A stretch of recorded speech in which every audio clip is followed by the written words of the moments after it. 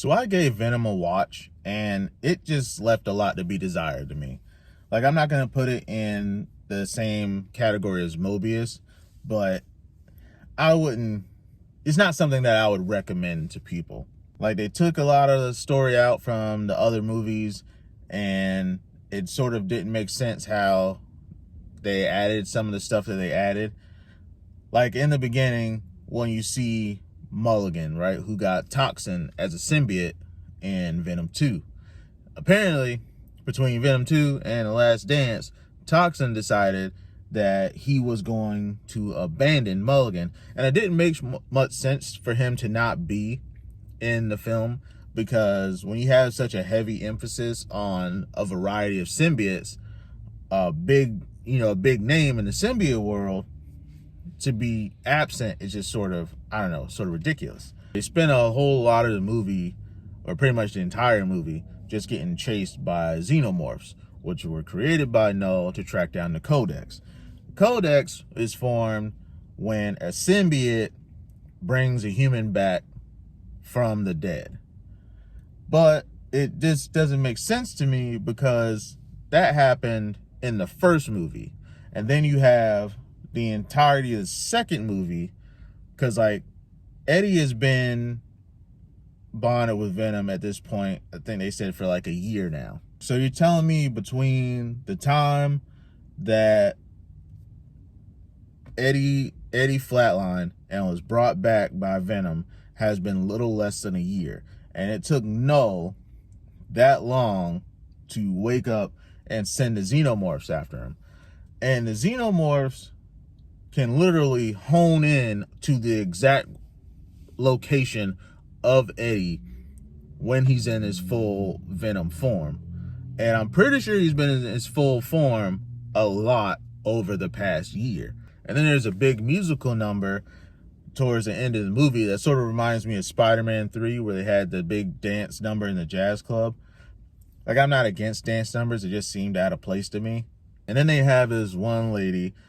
She was a scientist, and she gets introduced like having a nightmare. It's her and her brother. They're running on a beach in the middle of the night because they're running away from a big thunderstorm. Lightning striking all around them. So they hold hands, and the lightning strikes her, goes through her body, and unalives her brother. She makes it, but she loses, control of her left arm. Now, why they decided to put that in, I don't know, because she ends up getting an electric type symbiote, which is like the Flash at the end of the movie anyway. And then, of course, it's called The Last Dance because they want everybody to know that Venom's not going to make it, and he doesn't. But then after that, and after the Codex is destroyed because Venom is gone, Null spends the post-credit scene screaming about how he's going to be back and that the world's going to burn. And I was like, well, maybe there was a problem editing that a whole lot of people missed. Like, maybe there were some things that were supposed to be in that weren't in. And there were some cool parts of the film. Like, you got to see that there was a frog that Venom took control of. There was a fish. I think there was a squirrel at one point. And then at the end of the movie, during the credits, you get to see like what would have been like for Venom to have taken control of a bunch of different animals. You did get to see Venom take over a horse. That was pretty cool. There was a part where I think they hinted at Venom like flying, because I know in like Spider-Man 2 they gave Venom wings, and I thought that's what we're gonna be able to see in this movie, but it wasn't. And then there was some weird ongoing bit about Eddie losing his shoes. I can't remember if that was from the other two movies, but it's been a while. Like, he loses like 3 or 4 pairs of shoes throughout the entirety of this movie. And then there's some guy behind the scenes that the military guy calls, and you see him a few times during the movie. Like, he's just standing in the shadows, and there's a bunch of screens. Like, he kind of reminds me of Mr. Hands from Cyberpunk. And he's the one, I guess, that's in control of Area 51 and the lab. They never hint at who he is. You never see his face. He only has a few lines. You only see him a couple of times.